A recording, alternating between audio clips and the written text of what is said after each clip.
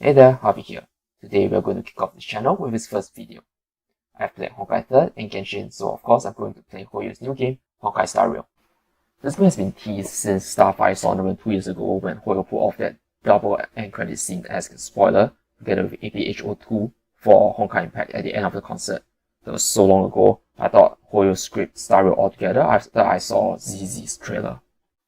But now the game is out, so a bit about me. I've played Honkai and Genshin, but those were not the first gacha games that I've played.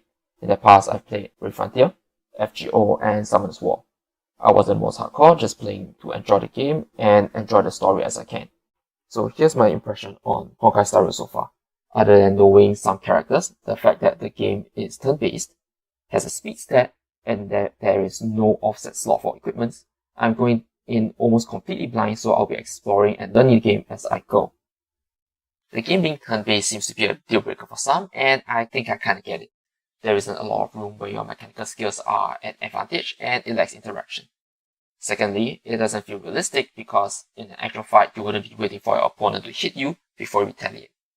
Also, it might seem kinda boring to have half the time waiting for your opponent to take their turn and run through their animations before you get your turn and run through your animations.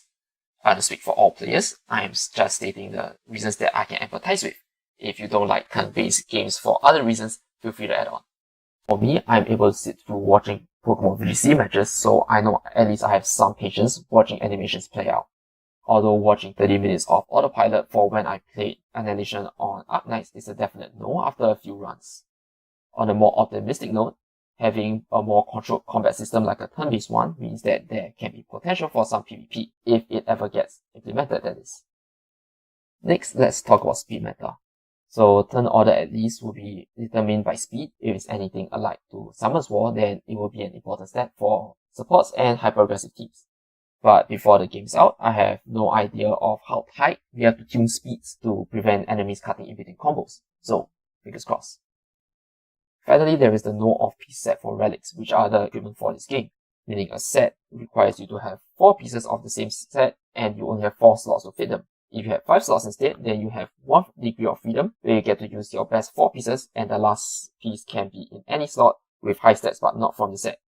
I've heard that stop stats are not as RNG as Genshin, so hopefully relic grinding isn't going to be too painful. So that rounds off all that I know about the game for now and what I think of them going in. Now let's talk about which characters that I like. Since I started with Honkai Impact 3rd, of course I'll have some legacy characters that I like, that being Bronya. Cyber Angel was what made me pay more attention to the lore of the game, and so in Star Rail, I am hoping to play Bronya and Silverwolf. However, if I were to exclude all legacy characters, meaning Bronya, Silverwolf, Himeko, Welt, Sushang, Vota being Otto, and Natasha being Raven, then of course best girl status goes to Qingxue. I mean, just look at her, how can you not love this? Also, I like the pun of pulling a fish towel in Mahjong. By the way, there are no fish towels in Mahjong, which means to skive at work. Plus, look at this fish plushie. Look at his face. She's a Star Rail push-in.